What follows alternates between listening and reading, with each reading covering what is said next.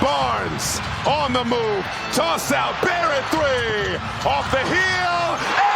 And in!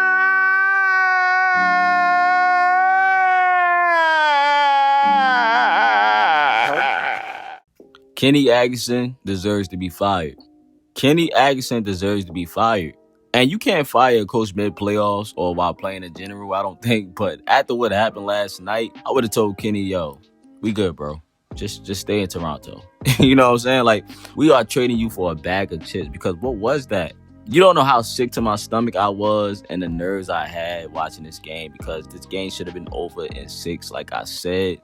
The Cavs didn't deserve to win this game. They might not even deserve to win this series, but somehow, some way, they will find a way to win at home. Because I said, like, this series reminded me of the Cavs Magic series, where that was a physical series, and that went 7. And nobody could win on the road. It was just like a sluggish fight, and then Cavs just, like, hit a switch and was able to, like, put them away. But if the Cavs lose this series, I think Kenny Atkinson could get fired. Or should be, you know, that should be a conversation. Like, and the makeup of this team, it's going to be some conversations that need to be had. Like, nobody's safe after this. Bad enough you're going 7 games with a Raptors team who never been to the playoffs before. Or you have some guys who's, you know, have one time, you know, experience being in the playoffs. And, you know, then you have the missing guys, you know, out the rotation. They missing 2 players in BI and Quickly. Imagine if Quickly was here.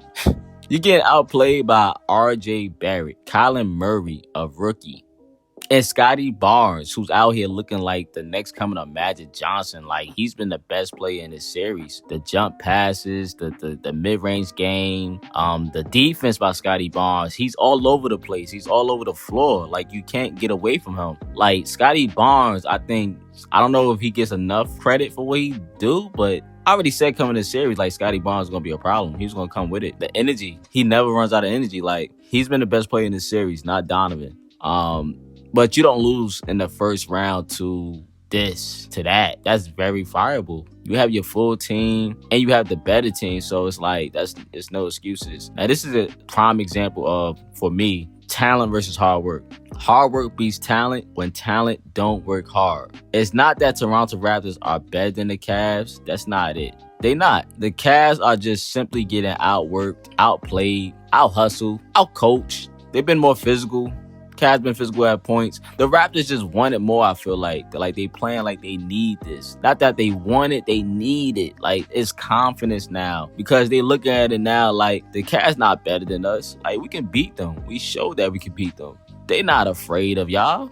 They believe they can beat. Look, they believe they on the same tier. I don't blame them. Scotty feel like he's the best player out there, and he is. He has been. He's not better than Donovan Mitchell, but if you ask me who's playing the best in this series, offense and defense, it's Scotty Barnes. It's clear. And I think he's hobbled too. Like, it's clear. But some of the things the Cavs did, you know, they did it to themselves. Costly mistakes, or the shot's just not falling, you know? But I know everyone like, yo, the Cavs suck. They should be dominating them. But I think, you know, we're not giving enough credit to the Toronto Raptors and their coaching staff. You know, they've been playing great defense and making it hard on the backcourt.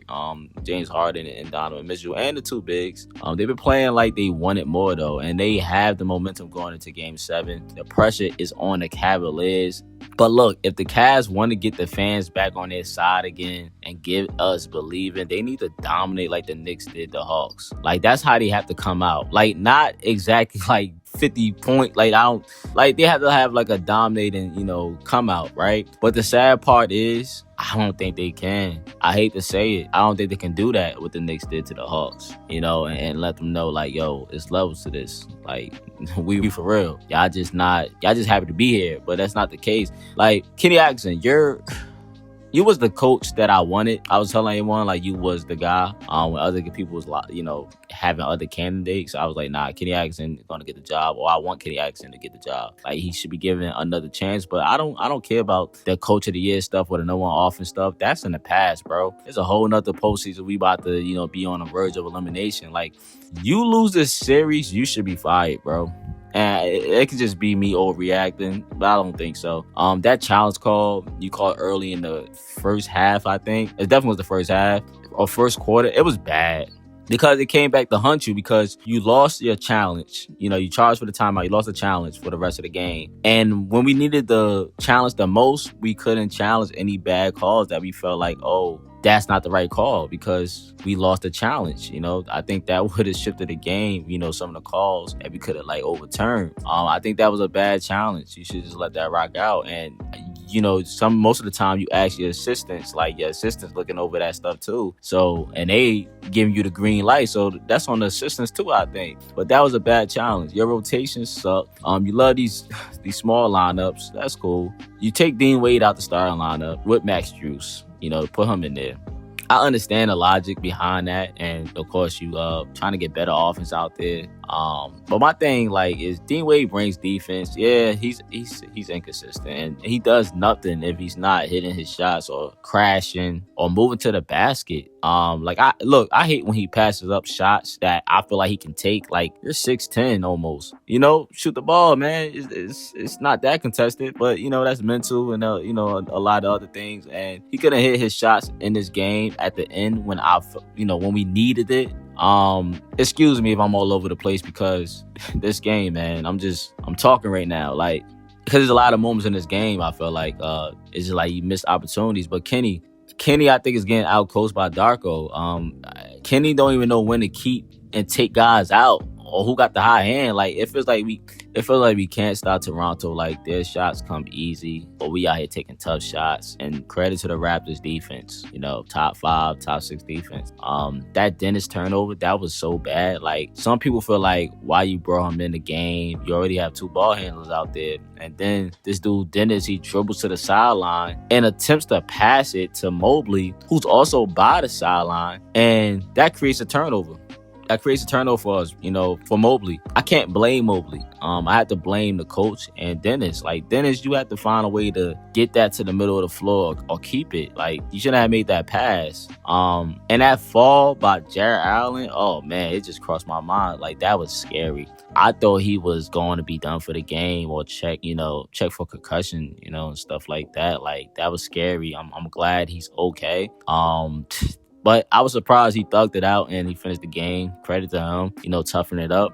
I thought Cavs media said Jacoby Walter wasn't going to keep this up. This dude got confidence. He didn't have no crazy shooting night, but the dude went from not making shots to hitting shots now. Even their 2-way contract players. Wasn't it? AJ Lawson came in the game and gave you some threes. It's crazy, man. And these guys got size on, they big. So, and Donovan Mitchell, it's been tough. And sometimes I feel like, do he have an injury we just don't know about? I said this before, he just don't look like himself. We all know how Spider look, man. I know how Spider look, and I know how he comes when it comes to game 6s. He's known for showing up, and I still didn't get that I'm the best player on the floor game yet. And maybe it's the Toronto defense, or maybe both. He did show up late in the game. He tried, but that RJ Barrett lucky game winner, that hurt. Those are the ones that hurt. It reminds you of that Sixers Raptors game when Kawhi Leonard had that lucky bounce to win that game.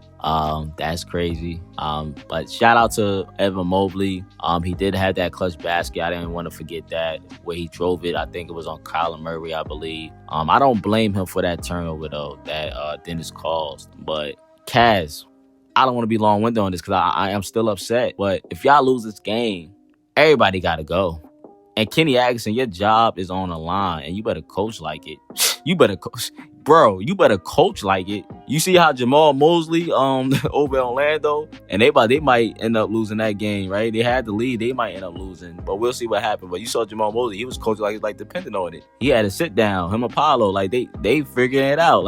Kenny Atkinson, I need you to figure it out because I don't see how you keep your job if the Cavs lose the series. But y'all let me know what y'all think, man. I'm not going to be too long on this at all, man. Let them know. Go Cavs.